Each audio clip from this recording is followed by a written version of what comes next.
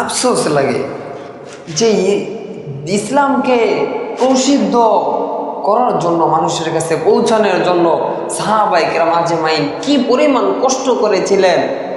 সাহাবায়ে কেরাম আজমাইন এই ইসলাম গ্রহণ করার পর থেকে শুরু করে কত দিন পর্যন্ত তাদের বছরকে বছর কেটে যেত, তাদের এমন কষ্টের ভিতরে, নির্যাতনের ভিতরে, মুনাফিকদের নির্যাতনে সাহাবায়ে কেরাম কত কষ্টে ছিলেন, পালাইয়া থাকতে হতো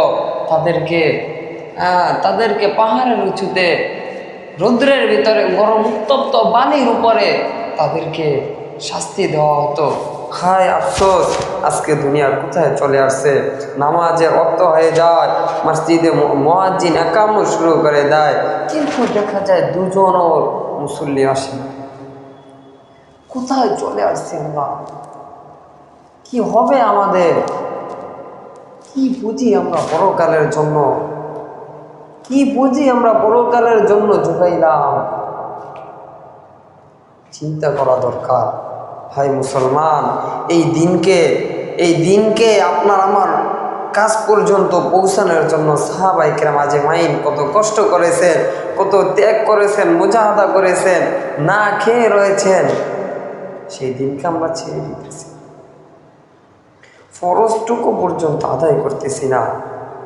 হযরত আবু যর গিফারি রাদিয়াল্লাহু আনহু এর ইসলাম গ্রহণের ঘটনা।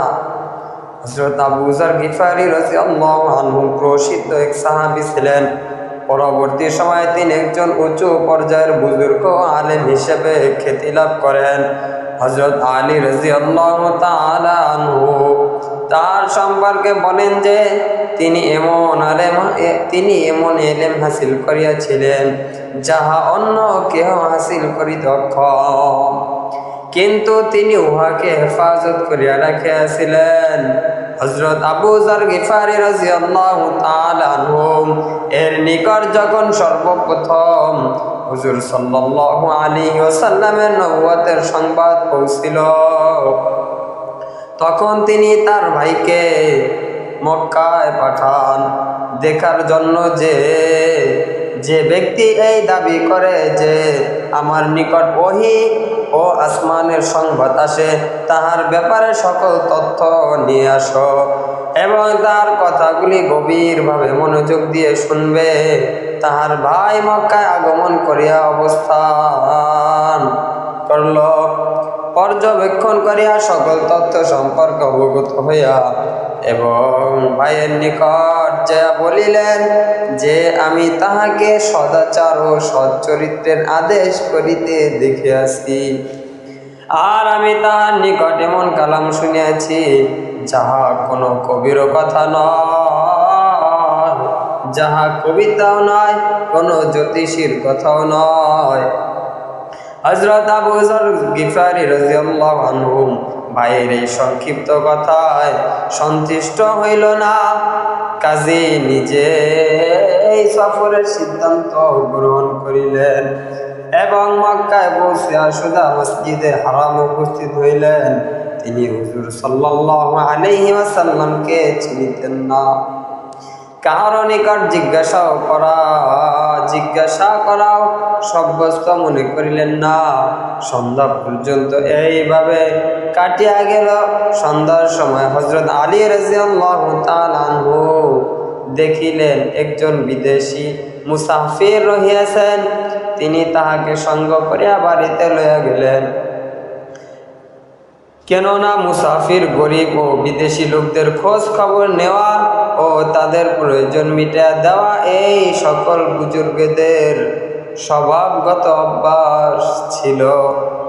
যখন আলী রাদিয়াল্লাহু তাআলা আনহু তাহাকে ঘরে লইয়া গেলেন এবং তাহার মেহমানদারি করিলেন, কিন্তু তাহাকে জিজ্ঞাসা করিবার কোনো প্রয়োজন মনে করিলেন না যে তুমি কে আর কেন আসিয়াছ। মুসাফির নিজেও কোনো কিছু প্রকাশ করিলেন না। পরদিন সকালে তিনি আবার হারাম শরীফে আসিলেন। সারাদিনে কি অবস্থায় কাটিল নিজেও কোনো খোঁজ পাইলেন না এবং কাহাকেও জিজ্ঞাসাও করিলেন না।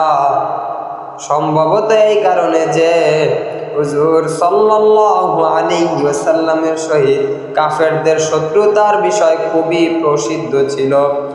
হুজুর সাল্লাল্লাহু আলাইহি ওয়াসাল্লাম এবং তার সহিত সাক্ষাৎ প্রার্থীদের যারা তার কাছে সাক্ষাৎ করিতে যেতেন তাদেরকে বিভিন্ন প্রকারে কষ্ট দেওয়া হতো। তিনি ভাবিলেন, কাহাকেও জিজ্ঞাসা করিলে সঠিক তথ্য তো পাওয়া যাইবেই না, বরং উল্টা সন্দেহে পড়িয়া যাইবে, অযথা নির্যাতন ভোগ করিতে হইবে।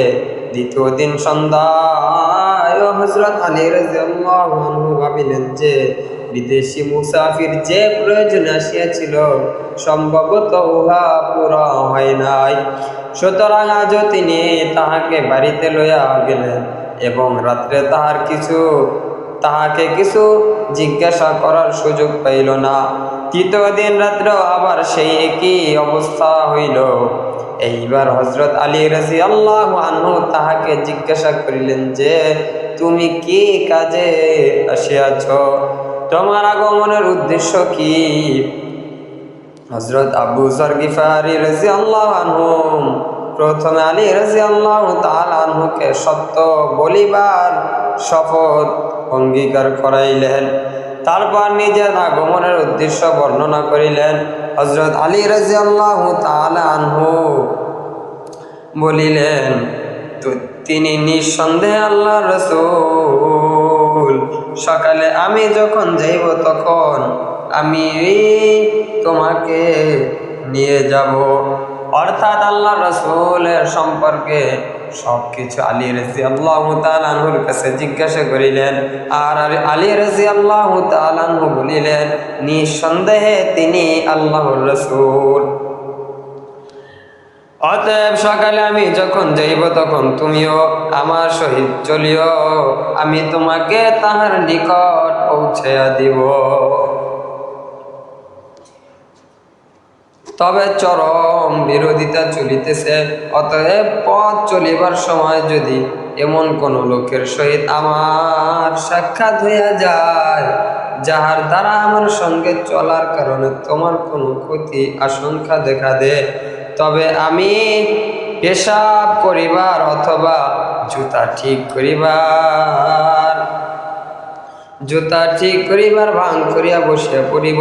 তুমি সোজা হাঁটিতে থাকিবে, আর আমার জন্য অপেক্ষা করিবে না, আমার জন্য দাঁড়াইবে না।